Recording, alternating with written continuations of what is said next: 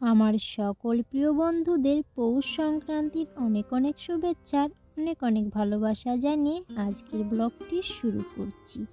শুভ সকাল বলবো কিনা সেটা বুঝতে পারছি না, এখন বাজে 3:30।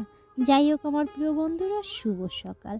আশা করছি তোমরা যে যেখানে আছো সকলেই ভালো আছো, সুস্থ আছো। আমি সুপ্রিয়া আমার সকল প্রিয় বন্ধুদের আমার ব্লগ চ্যানেলে অনেক অনেক স্বাগত আর অনেক অনেক ভালোবাসা জানি আজকের ব্লগটি শুরু করছি। আর হ্যাঁ বন্ধুরা, আমার এই ভিডিওটি প্রথম থেকে শেষ পর্যন্ত দেখার অনুরোধ রইল তোমাদের কাছে। আশা করছি তোমাদের খুবই ভালো লাগবে। আজ হচ্ছে পৌষ সংক্রান্তি, পৌষ মাসের শেষ দিন। এই দিনে না প্রত্যেক বছর খুব ভোর ভোর ঘুম থেকে উঠে তারপরে আর কি যে নিয়মগুলো আছে আমাদের সেই নিয়মগুলো পালন করতে হয়। তো সেই 3টের সময় ঘুম থেকে উঠেছি, আলপনা দিলাম, তারপর স্নান সেরে দেখো শুদ্ধ বস্ত্র পরে চলে এসেছি সেখানে পিঠে খাওয়াতে। তো এখানে প্রথমে ঘরটা বসিয়ে দিলাম আর সব কিছু আমি ঘর থেকে আগে থেকে রেডি করে নিয়েছি। আর কালকে রাত্রেবেলা চাল ভিজিয়ে রেখেছিলাম, মা ওইগুলো বেটে দিয়েছে। ওই আতপ চাল বাটা দিয়ে পিঠে খাওয়াতে হয়। তো এগুলো তো আমাদের বাড়ির নিয়ম, শাশুড়ি মা করে এসছে, তো এগুলো তো আমাকেও করতে হবে। আর এইখানে পিঠে খাওয়ানো হয়ে গেলে তারপরে ঠাকুর ঘরে খাইয়ে দেব, তারপর তুলসী মন্দিরে খাইয়ে দেব। আর এই পিঠে খাওয়ানো হয়ে গেলে তারপর রান্নাঘরে গিয়ে ভাত বসিয়ে দেব। ওই যে ভাত দিতে হয়, আমাদের ভাতে ভোগ দিতে হয় 5টা সবজি আর মানে চাল দিয়ে সিদ্ধ ভাত দিতে হয়। অনেকে ভাজাও দেয়, কিন্তু আমাদের বাড়িতে নিয়ম সিদ্ধ ভাত দেওয়া, তো সেটা দিতে হবে। তো এদিকে দেখো ওই যে চাল বেটেছিলাম সেটা দিয়ে আর কি পিঠে খাইয়ে দিচ্ছি। খুবই ঠান্ডা লাগছিল জানো তো, সেই এখন তো মানে পৌষ মাস, তো খুবই ঠান্ডা। পৌষ মাস তো আজকে চলে যাচ্ছে, তো একটু ভালোই ঠান্ডা দিয়ে তারপরে পৌষ মাসটা যাবে আর কি। তো এই দেখো আমি একবারেই 7টা পিঠে খাইয়ে দিয়েছি। তো একবার একসাথে যে কটা দেওয়া যায় সে কটাই দিলাম আর কি। তো 5টাও দিতে হয় বা 7টা দিলে বেজোড় দিয়েছি আর কি। যাই হোক, এখন দেখো ওই যে সব কিছু সাজিয়ে নিলাম। আর এভাবেই প্রত্যেক বছর আমাদের বাড়িতে পিঠে খাওয়ানো হয়।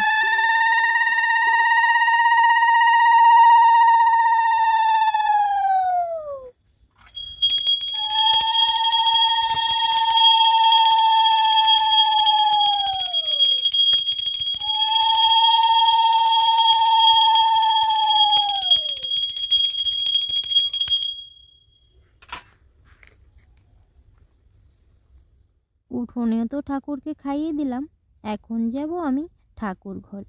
ঠাকুর ঘরে এখনও দেওয়া হয়নি। তো প্রথমে যদি আমি ঠাকুর ঘরে দিতে যেতাম তাহলে এদিকে না অনেকটাই ভোর হয়ে যেত। উঠেছি তো সেই 3টের সময়, তো সব কিছু গুছিয়ে গেছে আমার না প্রায় 4টে বেজে গেছে উঠোনে পিঠে খাওয়াতে। তো এখন আমি ঘরে চলে যাচ্ছি। আর চারপাশটা কিন্তু এখনও ঘুটঘুটে অন্ধকার, ভোরের আলো কিন্তু এখনও ফোটেনি। তো এখানে দেখো পিঠেটা আমার খাওয়ানো হয়ে গেছে, পরে মাঝখানে যেটুকু জায়গা ফাঁকা আছে ওখানে দিয়ে দেবো। এখন তো আমি ঘরে যাচ্ছি ঠাকুর ঘরে পিঠে খাইয়ে তারপরে তুলসী মন্দিরে দিয়ে দেবো। তুলসী মন্দিরটা ভালো করে কালকে ধুয়ে রেখেছিলাম। আর আলপনাও দিতে হয় আজকে বাড়িতে, সেটা না একটু বেলা করে দেবো, কারণ খুবই ঠান্ডা পড়েছে। এখন তো ভোর 4টে সবে, তো সকাল হতে অনেকটাই দেরি। তো এদিকে দেখো আমি উঠোনে খাইয়ে তারপরে চলে এসেছি ঠাকুর ঘরে। আর এখন ঠাকুর ঘরে খাইয়ে দেবো। ঠাকুর ঘরে খাওয়ানো হয়ে গেলে তারপরে তুলসী মন্দিরে যাব। আর খুব ঠান্ডা জানো তো, আমার সঙ্গে সঙ্গে মাও কিন্তু ঘুম থেকে উঠে গেছে। মা উঠে আমাকে চালটা বেটে দিয়েছিল। আর কালকে না ডোয়াগুলো লিপা হয়নি, তো মা বলছে এখন লিপবে। আমি বলছি এখন আর লিপার দরকার নেই, খুবই ঠান্ডা, তুমি এখন গিয়ে শুয়ে পড়ো। তো মা বলছে ঠিক আছে, তুমি এদিকে গোছাতে লাগো, সব কাজবাজ হয়ে গেলে তারপরে একটু মানে পরে আর কি করব। তো মাকে বললাম যে এখন আর লিপার দরকার নেই, কিন্তু কার কথা কি আর শোনে, মা কিন্তু ডোয়াগুলো লিপতে শুরু করে দিয়েছে। আর ওই যে ডোয়ার পাশ দিয়ে আলপনা দিতে হবে, তো তো না লিপলে তো ভালো লাগবে না, তো এখন না লিপলে আর শোকাবেও না। আমি মাকে বলেছি একটু বেলা করে আলপনা দেবো, তো বলেছে ঠিক আছে তুমি আগে এদিকটা গুছিয়ে নাও, তারপর ঠাকুর ঘরে যে ভাতের ভোগ দিতে হবে ওই যে 5টা সবজি আর মানে চাল দিয়ে একসঙ্গে রান্না করে সিদ্ধ ভাত দিতে হয়। অনেকে আবার ভাজাও দেয়। তো আমাদের বাড়িতে যে নিয়ম সেটাই তো করব, শাশুড়ি মা যেভাবে বলবে সেভাবেই করব, কারণ উনি যেটা করে এসছে সেটা তো আমাকেও করতে হবে না। ওনার নিয়ম তো আর আমি ভঙ্গ করতে পারি না। তো উনি যেভাবে বলবে সেভাবেই আমার করতে হবে। তো ঠাকুর ঘরে আমার পিঠে খাওয়ানো হয়ে গেছে, এখন তুলসী মন্দিরে খাইয়ে তারপর যাব ভাত বসাতে। এদিকে দেখো আমি চলে এসেছি তুলসী মন্দিরে। আর ওই যে বললাম না মা ডোয়া লিপা শুরু করে দিয়েছে, তো দেখো মা ডোয়াগুলো সব লিপে দিচ্ছি। ঘর তো কালকে লিপা হয়ে গেছিলো, ঘর উঠোন সব কালকে লিপা হয়েছিল, আজকে শুধু ডোয়াগুলো লিপা বাকি রয়েছে, মা সেগুলো লিপে দিচ্ছে। আর এদিকে দেখো আমি তুলসী মন্দিরে পিঠেটা খাইয়ে দিচ্ছি। তো অনেকগুলোই পিঠে খাইয়ে দিচ্ছি তুলসী মন্দিরে। তো তারপরে ওই যে উঠোনে আলপনা দিয়েছিলাম, ওর ভিতরে না অনেকটা জায়গায় খালি আছে, ওই জায়গাগুলোই ভরাট করে দেব। তো ভাবছি আগে তুলসী মন্দিরে খাইয়ে নিই, তারপরে ওখানে খাইয়ে দেব। তো তুলসী মন্দিরে প্রায় আমার খাওয়ানো হয়ে গেছে। ওই যে বিজোড় পিঠে খাওয়াতে হয়, তো তাই 5টা কোথাও দিচ্ছি, কোথাও 7টা দিচ্ছি। তো এভাবেই খাইয়ে দিলাম। উঠোনে না আমার 7টা দিয়েছি, সেটা খুব সুন্দর লাগছিল। তো 5টা ভাবলাম দেবো না, 7টাই দিয়ে দিলাম। আর এদিকে দেখো তুলসী মন্দিরেও পিঠে খাওয়ানো হয়ে গেছে। তারপরে যেটুকু বাদ বাকি থাকবে গাছে টাছে ছিটিয়ে দেবো। সবাই আজকে পিঠে খাবে, তো আমরাও খাবো। তো ঠাকুরদের তো দিয়ে দিলাম খেতে। তারপরে আর কি বিকালের দিকে আমিও বাড়িতে পিঠে করব। আর যেহেতু পৌষ সংক্রান্তি, পিঠে না করলে হয়। তো দেখো আমার সব জায়গায় পিঠে খাওয়ানো হয়ে গেছে। তারপরে আমি সব কিছু ঘরে রেখে দিলাম। আর এদিকে দেখো সুন্দর লাগছে। আর এই যে যেই জায়গাটা খালি ছিল ওটাও কিন্তু আমি পিঠে খাইয়ে দিয়েছি। এদিকে দেখো আমার মেয়েও কিন্তু আমার সঙ্গে শাক বাঁধছে। এটা কিন্তু অনেকটাই বেলা হয়ে গেছে। আমি না ভোরবেলা পিঠে খাইয়ে ঠাকুরকে ভোগটা দিয়ে একটু শুয়ে পড়ছিলাম। খুবই শীত লাগছিল জানো তো, ঘুমোইনি কিন্তু একটু শুয়েছিলাম। আমার খুব ঠান্ডা লাগছিল, ওই ভোরবেলা স্নান করেছি তো মানে গাটা পুরো কাঁপিয়ে আসছিলো। তার জন্য ভাবলাম যেহেতু মেঘনা বাবা আজকে কাজে যাবে না, মেয়ের ছুটি, বড় মেয়েটার আজকে স্কুল ছুটি, ছোটোটার স্কুল আছে, তো যার জন্য ভাবলাম একটু বেলা করে রান্না বসালেও কোনো সমস্যা হবে না, তার জন্য একটুখানি শুয়েছিলাম। তো এদিকে দেখো শাকগুলো বেছে তারপরে চলে এসেছি রান্না করতে। ওই যে লাল শাক ছিল কটা, আর কটা হেলাঞ্চো শাক, সেগুলো বেছে তারপরে এখন রান্না বসিয়ে দিয়েছি। হেলাঞ্চো শাক দিয়ে তরকারি হবে আর লাল শাক ভাজবো। এদিকে দেখো তরকারিতে জলটা দিয়ে দিচ্ছি। আর ওই যে ঘরে ছোটো ছোটো পুঁটি মাছ ছিল ওইগুলো দিয়ে তরকারি করবো। ছোটো মাছ দিয়ে না তিতো শাকটা খুবই ভালো লাগে খেতে। আর ওদিকে ভাতটাও হয়ে গেছে। তো ভাতটা আগেই ফ্যানটা ঝরিয়ে একটু উনুনে দিয়ে নিলাম, তারপরে যাব মেঘাকে রেডি করতে। আর এদিকে দেখো রান্না বান্না করে মেঘাকে রেডি করে দিচ্ছি।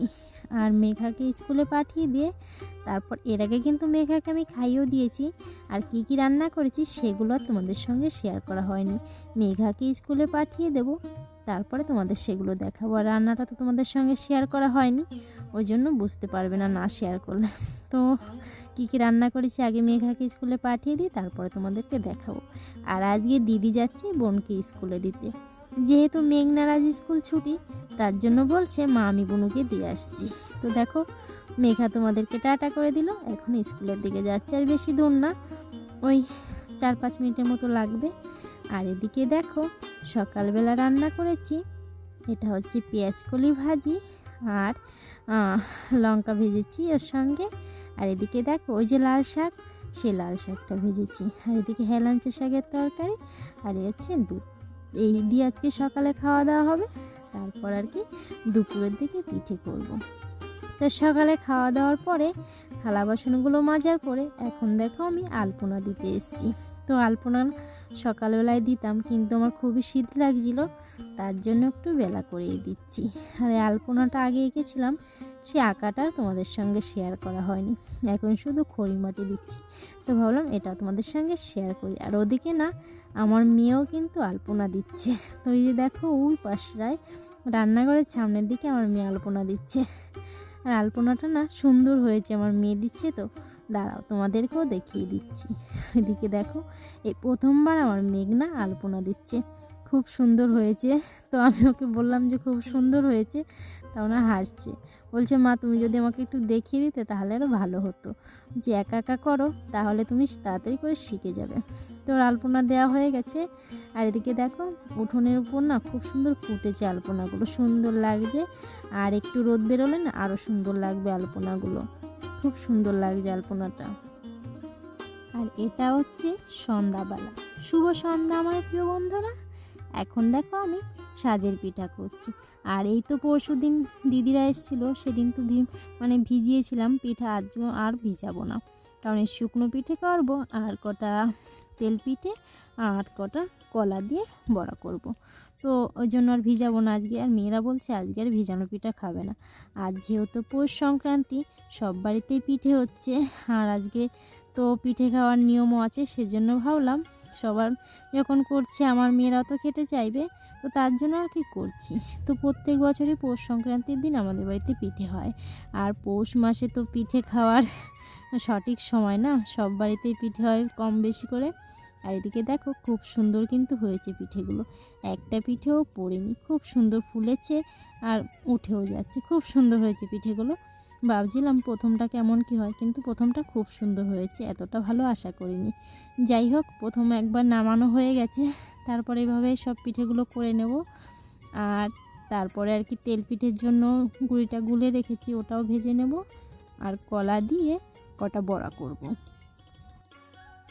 এদিকে দেখো আমার সাজের পিঠে প্রায় করা হয়ে গেছে, আর দুবার দিলেই হয়ে যাবে। তো এই কটাই হলো, বেশি হয়নি, কিন্তু সাজের পিঠে কম করেই করেছি, যেহেতু ওগুলো শুকনো খাবে তার জন্য বেশি করিনি। আর এদিকে দেখো সাজের পিঠেগুলো করার পরে তারপরে আমি তেল পিঠেগুলো করছি। আর তেল পিঠেগুলো না একদম ভালো হয়নি, জানি না কেন ভালো হচ্ছে না। তো মা বলছে অল্প কটা করো, তারপরে ওর ভিতর দুটো কলা দিয়ে দুটো বড়া করে রাখো। তো ভাবছি বেশি ভাজবো না, অল্প কটাই ভাজবো। ওই মেয়েরা যখন তেল পিঠে খেতে চাইছে অল্প করে কটা করব, তারপরে কটা কলা দিয়ে বড়া করে নেব। তো ওইদিকে দেখো অল্প করেই তেল পিঠে ভেজেছি, তারপরে যে ওই তেলের উপরে ওই যে গুঁড়িটা গুলেছিলাম আর কি তেল পিঠে করার জন্য, ওর ভিতর আর একটু করে চালি গুঁড়ি দিয়ে আর দুটো চারটে কলা দিয়ে ভালো করে মেখে নিয়েছি। তো এবার বড়া করে নিচ্ছি। তো তেল পিঠে খেতে চেয়েছে, তো তার জন্য অল্প করে কটা করলাম, আর বড়াও করে নিচ্ছি কটা। বেশ ভালোই লাগবে খেতে, কারণ কলা দিয়েছি তোর ভিতর। তো ভাগ্যিস কলাটা ঘরে আনা ছিল, না হলে তো কলাটা দেওয়াই হতো না। তো তেলপিঠে যেহেতু হচ্ছে না, তার জন্য ভাবলাম কটা, মা বললো যে কটা বড়া করো, তেলপিঠে যখন হচ্ছে না, ফুল ছিল না ভালো, সেই জন্য আর কি বেশি করিনি, অল্প কটাই করেছি। আর এই বড়াগুলো না খুব সুন্দর ফুল ছিল, সুন্দর হয়েছে। আর একটু নারকেল টারকেল কুড়িয়ে দিলে আরও বেশ ভালো লাগতো খেতে, কিন্তু খুব টেস্টি হয়েছিল জানো তো। কলা দিয়েছি, তারপরে চালে গুঁড়ি, কলাটা একটু কম হয়ে গেছিলো, 4টে দিয়েছিলাম। যাই হোক, এদিকে দেখো বড়াগুলো সব রেডি। আর এখানে যে ইসের পিঠে আছে, তেল পিঠে হচ্ছে কটা, আর সাজের পিঠে। তো ওইদিকে কড়াতে কটা রয়েছে, ও কটা একটু পরে নামিয়ে নেব। আর মেয়েরা তো খেয়ে দিয়ে ওই ঘরে চলে গেছে, আর এখন আমি, মা আর সবাই খেয়ে নেবো। তো আমার প্রিয় বন্ধুরা, আজকের ব্লগটি এই পর্যন্ত। তোমরা সকলে ভালো থেকো।